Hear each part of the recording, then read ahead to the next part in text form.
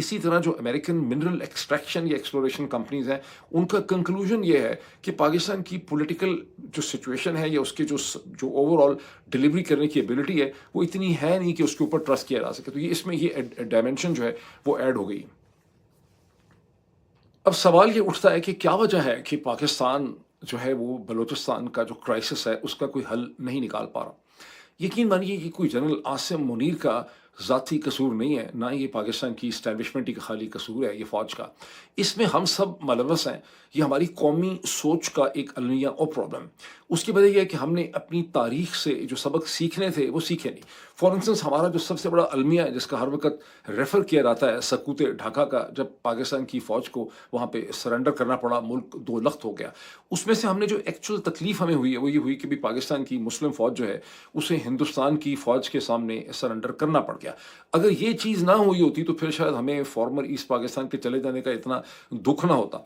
उसमें से जो एक्चुअल लेसन था कि हमने अपने पाकिस्तानी शहरियों के ऊपर, जो बंगाली पाकिस्तानी थे, हम उनके ऊपर 20-22 बरस तक हर किस्म के मज़ालम करते रहे। हमने उनकी आवाज़ को सप्रेस किया, उनकी बात नहीं सुनी, उन्हें पॉलिटिकल प्रोसेस में पार्टिसिपेट नहीं करने दिया, उन्हें हमने कराची से और इस्लामाबाद से गवर्न किया, हमने उनको अपने से कमतर समझा।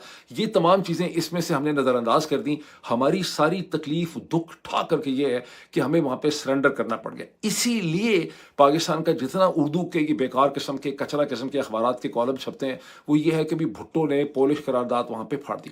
असल में किसी ने उस पर रिसर्च नहीं की। भुट्टो ने पोलिश करारदाद नहीं फाड़ी, अपने नोट्स फाड़े थे। इसलिए कि पोलिश करारदाद ये कहती थी कि पाकिस्तान जो है वो ट्रांसफ़र ऑफ सॉवरेनिटी कर दे, ट्रांसफ़र ऑफ पावर कर दे in the hands of Awami League and Sheikh Mujibur Rahman, और फॉर उसके साथ सीज़ फायर हो जाए।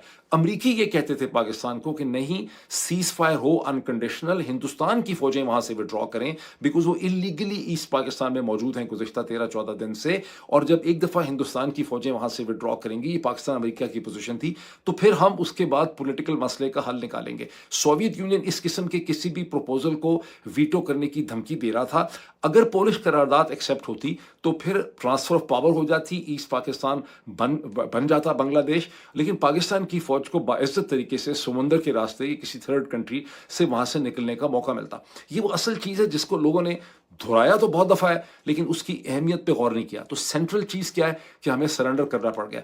असल जो सीखने वाली चीज़ थी कि हमने एक डिज़ास्टर पैदा किया अपने जिस तरह से हमने बंगाली लोगों को ट्रीट किया जो कि पाकिस्तानी थे। अब हम फिर एक डिज़ास्टर पैदा कर रहे हैं।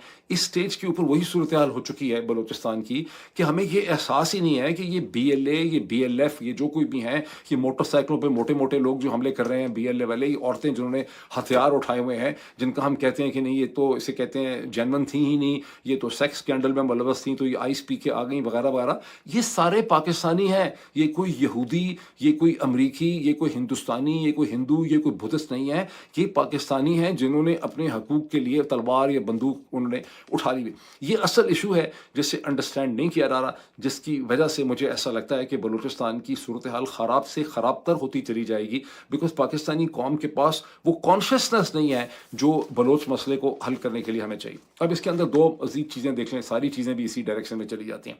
इमरान खान के साहिबजादों ने, कासिम ने और सुलेमान ने एक स्टेटमेंट इशू की है जो ट्विटर पे आप देख सकते हैं, जो इस वक्त एक हेडलाइन भी बनी है, जिसमें वो कह रहे हैं कि हमारे वालिद साहब 900 से इतने दिनों से इस तरह से इम्प्रिजन है और उनकी तबीयत बड़ी ख़राब है, उनकी सेहत के बारे में हमें बड़े खदशात हैं, लेकिन हमें वीज़ा नहीं दिया जा रहा। हमने दिसंबर से मसलसल वीज़ा के लिए ट्राई कर रहे हैं, लेकिन मुख्तलिफ वजूहात से हमें बताया भी नहीं जा रहा और हमें वीज़ा जो है वो रिजेक्ट किया जा रहा है। मैंने आपको पहले बताया था कि फ़ैसला हो चुका है, ड्रॉप साइट की एक स्टोरी है कि कैसे मिनिस्ट्री ऑफ इंटीरियर के किसी सोर्स ने अमरीकी जरीदे ड्रॉप साइट को ये बताया कि उनको ये इल्ज़ाम लगा कि इन्होंने अपने वीज़ा एप्लीकेशन में सारे हक़ाइक़ नहीं बताए, सारे वही फजूल बातें कि ये UAE नहीं गए, फ़लाँ जगह गए तो इनको रिजेक्ट कर दिया जाएगा। अभी तक रिजेक्ट उन्होंने नहीं किया।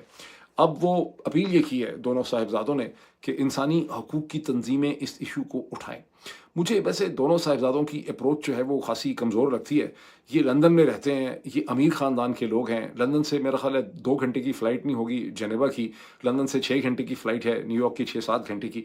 इनको चाहिए कि ये अक़वाम मुत्तहिदा के जो ह्यूमन राइट डिवीज़न या काउंसिल है, जिसका भी मज़ीद ज़िक्र होगा, वहाँ जाके जेनेवा उनका सेंटर है, पूरा 1 दिन लगाएँ वहाँ से, उनसे अपॉइंटमेंट लें, लोगों से मुलाकात करें, न्यूयॉर्क आएँ, यहाँ आकर अक़वाम मुत्तहिदा में मुलाकात करें। इसी तरह से इंसानी हकूक़ حقوق کی جو بڑی تنظیمیں ہیں، جیسے ایمنسٹی انٹرنیشنل ہے، جیسے ہیومن رائٹ واچ ہے، جیسے فریڈم ہاؤس ہے، جیسی اور بہت سی تنظیمیں ہیں، جورس باڈیز ہیں، ان سب کے دفاتر کہاں ہیں؟ ہیڈ آفیسز ان کے دفاتر یا لندن میں ہیں، یا امریکہ میں ہیں، یا جنیوا میں